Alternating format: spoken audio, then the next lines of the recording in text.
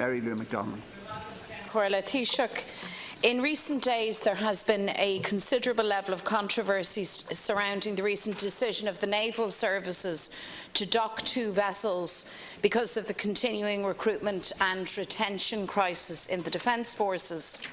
As you know, the officer in command of the Naval Service, Commodore Mike Malone, wrote in a Defence Forces newsletter on the 27th of June last that 540 personnel had left the Naval Service in the past 5 years, and that because of an inadequate number of personnel, he had taken the decision to place 2 ships in an operational reserve capacity. In response to that information making its way into the public domain at the weekend, the Minister of State with responsibility for Defence, Paul Keogh, dismissed it, indeed as he has consistently dismissed concerns about the recruitment and retention crisis in the Defence Forces when these matters have been raised. On Saturday evening, he claimed that the 2 ships were being docked because of what he called planned maintenance and that crews were being redeployed to other vessels. So he directly contradicted the concerns of Commodore Malone. And then you, Taoiseach, came out yesterday and you accepted that the Naval Services faced significant staffing challenges and that it was cutting its cloth to measure. So you agreed with Commodore Malone and contradicted the Minister. So can I ask you, Taoiseach, if you think it appropriate now for Minister Keogh to withdraw his remarks, given that he was wrong, that his assertion was inaccurate and wrong? I believe that that should happen today, Taoiseach. The docking of 2 naval vessels is going to have consequences. A number of military sources in the press this morning have spelt out very precisely what those challenges will be. That Ireland, with a massive sea mass, 9 vessels is like having 2 Garda cars patrol the island, and now it's like having 1.5. Another source said, this is like a neon sign for drug smugglers. The deterrent factor is gone. The end result is more drugs on the streets in Dublin, in Portarlington and Ballina and so on. So that's the potential outworking of this, Taoiseach. Less naval patrols in Irish waters because 2 vessels are docked means less seizures and less of a deterrent. That can't continue. And it's now time for serious action to tackle what is a really serious recruitment and retention crisis facing the Naval Service, along with the Defence Forces more generally. The recent recommendations of the Public Service Pay Commission are wholly inadequate. That much is clear. The Naval Service is operating at 88% of its capacity. Personnel numbers across the board have dropped below 8,500 despite a commitment to maintain numbers at 9,500, and morale is on the floor. 1,000 people left last year, last count Corla. 92 have left in the last month alone. So this is a very real crisis, Taoiseach. So what are you as Minister for Defence going to do about all of this, and when are you going to ask Minister Paul Keogh to withdraw from the public record his inaccurate comments? He should respond. Thanks very much, Deputy. The Government and Minister Keogh has acknowledged for quite some time that the Naval Service is short-staffed. It has a complement of 1,094 personnel and currently has just 934. So it is short-staffed, and often that doesn't tell the full story because it's particularly short-staffed when it comes to certain specialists and technical staff. So there's been no denial at all from government with regard to that. Rather, we've taken action. First of all, through the public sector pay agreement, pay is being restored, and pay for all staff in the public service earning 70,000 or less will be fully restored by the end of next year. And in addition to that, we signed off on a €10 million package for the Defence Forces last week, which will provide for additional allowances and other improvements too. And it doesn't stop there.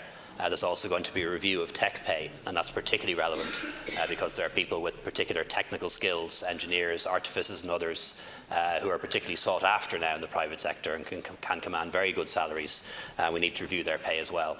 So they're the kind of actions that are very much underway by government. In relation to the fleet, I'm happy to clear up any confusion with regard to that. The Navy currently has 9 vessels at present. There used to be 8, but because we've invested in the fleet, we have a more modern fleet than ever before. There are 5 new vessels, but only 4 have been decommissioned. So we have more vessels than ever before, but we don't have more sailors. We have fewer sailors, and that obviously has created a problem. At present, of the 9 vessels, Ellie Roisin is going through a midlife refit and will not be available for service until the end of the year. Ellie Etna and Ellie Orla are going through planned maintenance, as Minister Keogh said, and this was confirmed by the press office of the Defence Forces last night.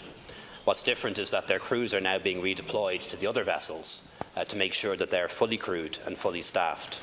And that's an important thing to do from a retention point of view as well, because we want to retain our able seamen and our naval service staff, rather than having them spread too thinly and short-staffed on a large number of ships. It's better to have a small number of ships fully staffed, and I support the decision of the flag officer in that regard. Those vessels will be out of service until the end of September and mid-October. But with current staffing levels, it's unlikely that they can be brought back into service. So that means that 3 ships will be held in operational reserve or in maintenance, with the remaining 6 vessels being fully operational. It does mean that some operations will be restricted. For example, the Naval Service will not be able to return to the Mediterranean because we'll have to focus on our own seas and on fishery protection and on drug interdiction instead. From my Deputy McDonald. So why then, Taoiseach, did Minister Paul Keogh come out and contradict Commodore Michael Malone? I mean, we've had expressions from very senior levels within the Defence Forces which have described the relationship between them and the Department of Defence, and let me quote them, as toxic, broken and dysfunctional. I mean, that's not a sustainable situation. And then you have the Minister come out and openly contradict the Commodore and attempt to place on the public record inaccurate and misleading information. Do you not agree with me that the Minister should clarify and withdraw those remarks? In March of this year, it was reported that there was a rate of 8.1% in terms of turnover in the Defence Forces. That now stands at 9%. Just for the purposes of comparison, Taoiseach, in Britain, the Ministry of Defence declared a retention crisis at a turnover rate of just 5%. So clearly we're dealing with a real problem of scale here, and you sit on your hands. Your proposals in terms of pay for very low-paid workers in the Defence Forces simply won't cut it. And I would suggest to you that you are, in fact, making a bad situation a whole lot worse. So my question again, Leas-Count Corla, I want to ask the Taoiseach whether he will ask his minister to withdraw his contradictions and his inaccurate claims from the public domain. To respond. Thanks, Deputy. I won't be doing that. Minister Keogh got his information from a briefing from the Naval Service on Friday in Haulbowline, and the flag officer was present at that. And the Defence Forces Press Office confirmed only last night that 2 vessels, Ellie Etna and Ellie Orla, are going into planned maintenance. But maintenance is not the sole issue. There is also an issue regarding staffing levels, and the Naval Service is understaffed, and for that reason there is going to be a change of practice, that where boats are put into maintenance or put into reserve, the crews will then be redeployed to vessels that are in service. It's never the case that all 9 vessels are at sea. It's often the case that vessels are in maintenance or in refit or are in dock. But rather than having a situation which has been the case for the past couple of months, with crews spread very thinly, and I've been on the vessels, crews spread very thinly across a larger number of vessels, there'll be a smaller number of vessels which are now fully staffed.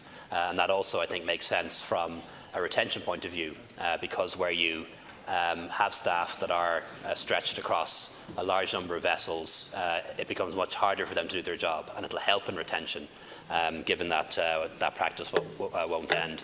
And obviously, in the meantime, we'll continue to recruit, continue to take efforts to retain staff in the Naval Service, with a view to putting a 7th vessel back in service later in the year if possible.